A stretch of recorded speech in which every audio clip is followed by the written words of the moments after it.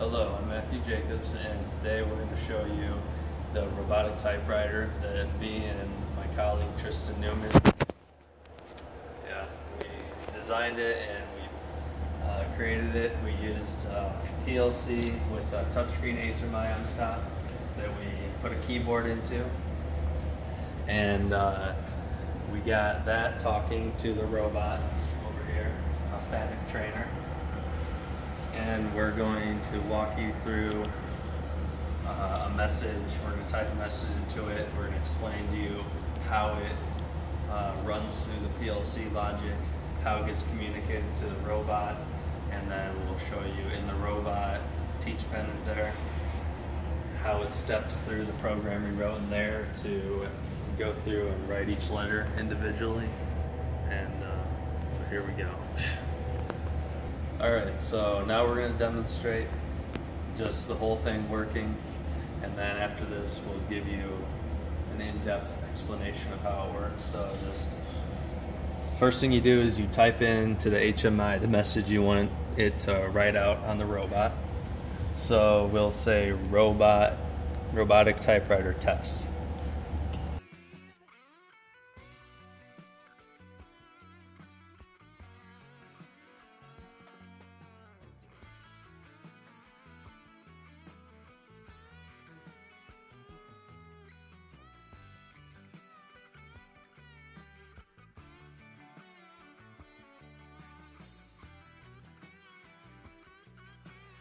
Okay, so you have your message typed out, and you just hit start on here, and this will communicate with the PLC, it'll do its thing, and we should see the robot move automatically right now. So I'm hitting start. Speed it up on the teach pen.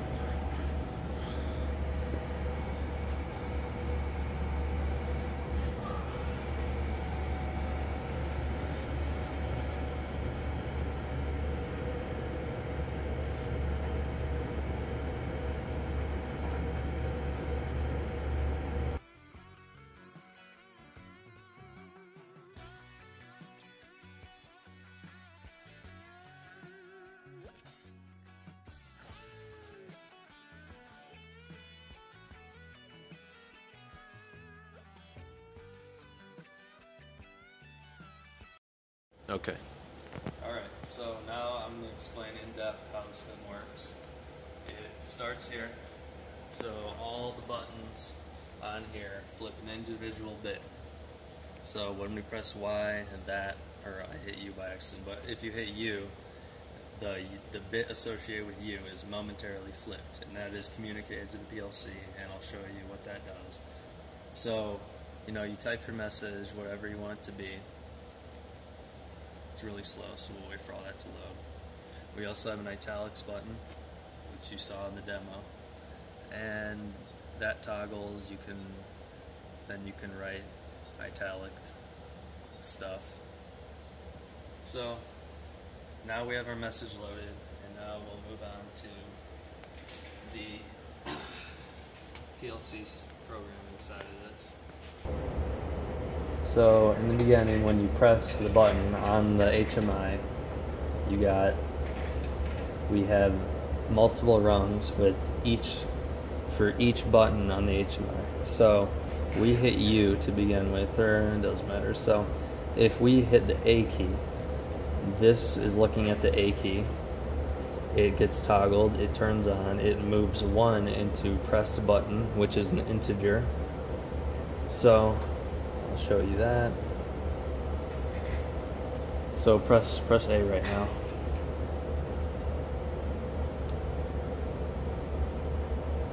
Okay, see, it is toggled. So now you can let go.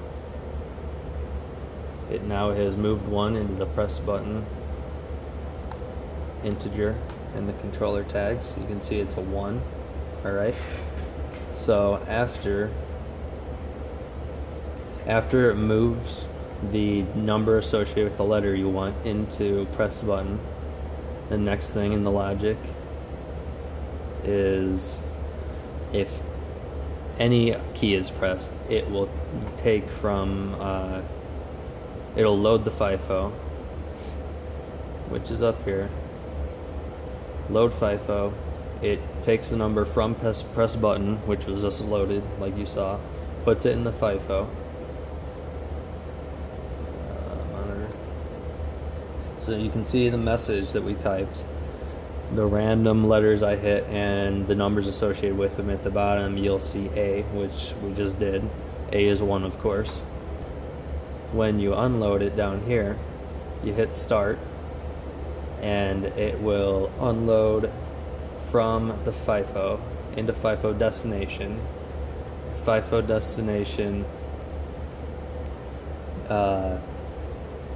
we have in the outputs multiple rungs for each letter or number. If FIFO destination is equal to 1, which would be A, it would turn on this output that's going to the robot to tell the robot what to do, which you will see in the near future. So that's basically a very summarized version of how this works. There's one last thing I want to show you, the way the italics button works. The italics button on the HMI flips a bit. If it's true, it moves 1 into italic source. If it's not true, it moves a 0. Italic source is an integer.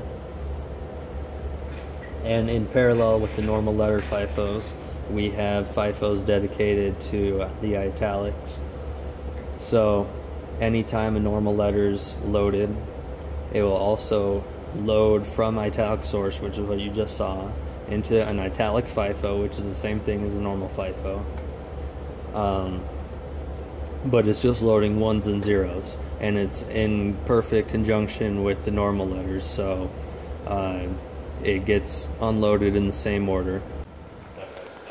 Okay, so we typed a message in the HMI, and Tristan there is going to show you how it steps through to write the message in the robot logic. So we have the message, it's normal ABC and a normal 1, 2, 3, and then the line under it is going to be italic to ABC and italic 1, 2, 3. So I'm just going to show you that message loaded into the FIFOs right now. So here's a letter FIFO, ABC space 1, 2, 3 space to put it on the next line, ABC 1, 2, 3. These aren't going to have anything to do with italics right now. The italics is held in the italic FIFO right there. ABC space 1, 2, 3 space italic to ABC 1, 2, 3. So now when we want to start the program, we're going to go hit the start button on the HMI. It's going to give us our start seal in, which is going to give us the bit that breaks that jump and label right here, start seal in. This is the digital output that goes to the robot to start the program, which Tristan is going to show you right now. All right. Well, hold on. So if you hit the start button for me. Okay. Start. We actually can see in the teach panel. DI number 162, that's our start sealing, is currently on. Alright, so in our program, come around here. First we say,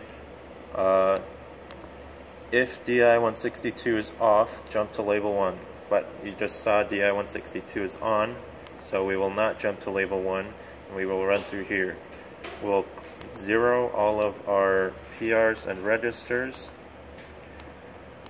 right here, and then at the end we'll set user frame 1 to equal PR40 and make sure that we're actually in user frame 1. Here's some labels that will become relevant later, and here we are setting all of the points that we use to define our letters equal to the master PRs that we used. Just making sure that every time we start it's all the same. Alright, and here is the italics. 163 is the italic button on the PLC. So if we look at IO 163, it's currently off, which means that these letters will not be italic, and we will simply jump over all of those. We just jump to line 44 there.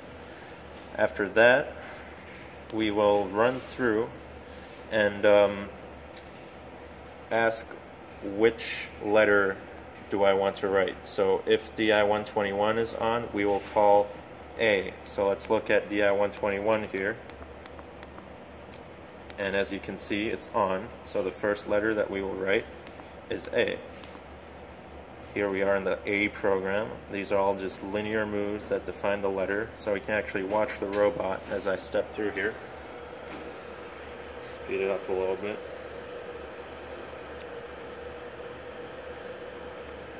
So there's our touchdown for the letter, and now we start drawing the letter. As you can see, I don't know if you're getting that. Yeah, okay. All of these are just linear moves to define the letter. And then we jump back to the main line. Now, we'll run through all of these letters, but we've already written the letter that we wanted, so none of these are going to be true. Alright, after this, we pulse DO-121. This is going to tell the PLC, I'm done drawing the letter, unload the next letter.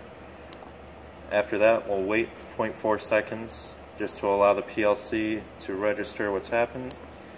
And here we do the offset to make sure that we draw the next letter next to the first one instead of on top of it. After that, we do an up counter. Once this up counter reaches 8, we will call a program called line offset. You'll see that later. And then after that, we come back to user frame 1 because the line offset program is written in user frame 2.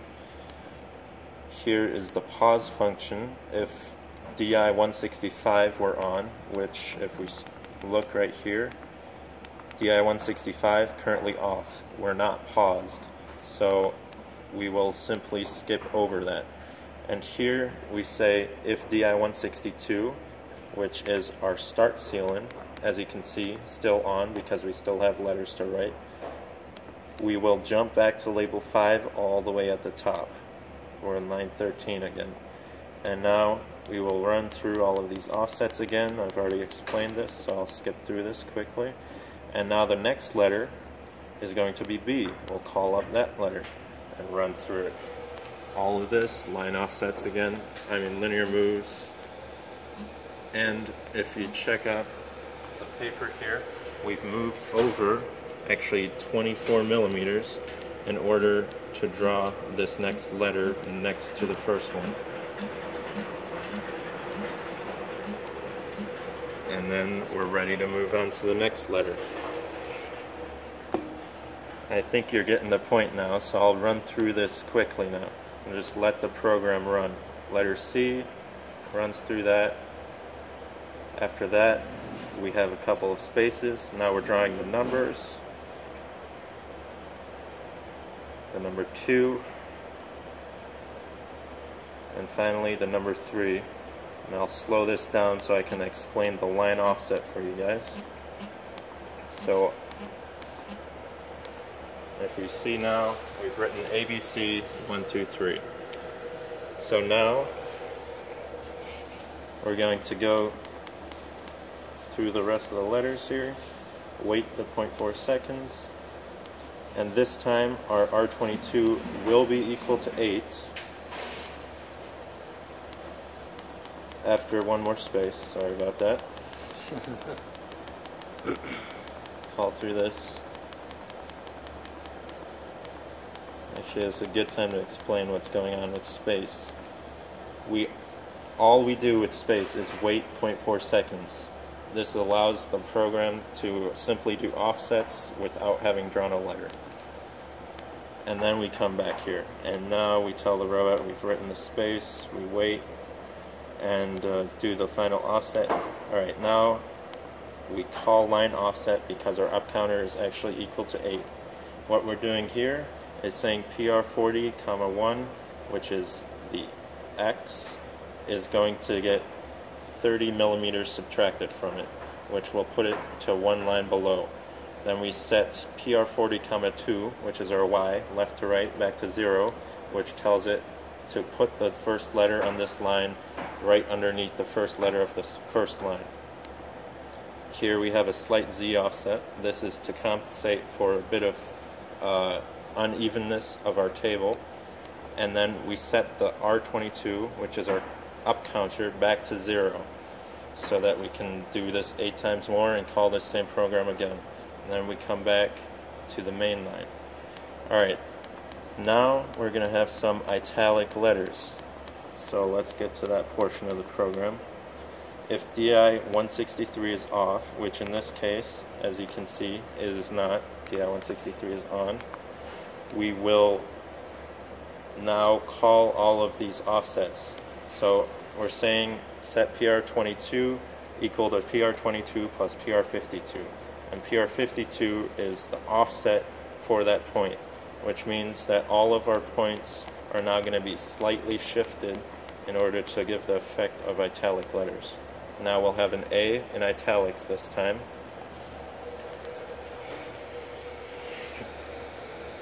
More over there. Yeah. Alright.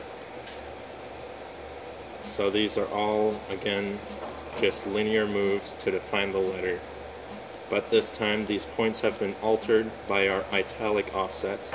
So if we look at the letter, you can see it's slightly tilted. And this will happen for the next 2 letters and 3 numbers. So I'll simply run through that at normal speed now. Here's the B, the C, space, and then 1, 2, and 3.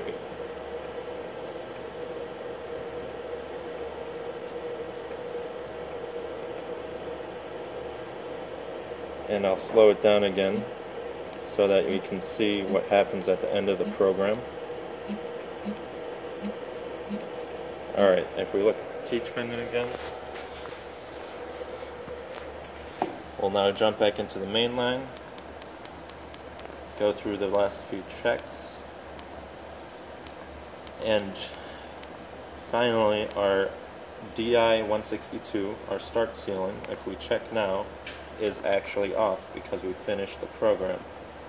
So now we jump over that, and the last thing we do in the program is set all of our PRs back to 0, or back to our master programs, actually, master PRs, to get everything ready for the next time we run the program.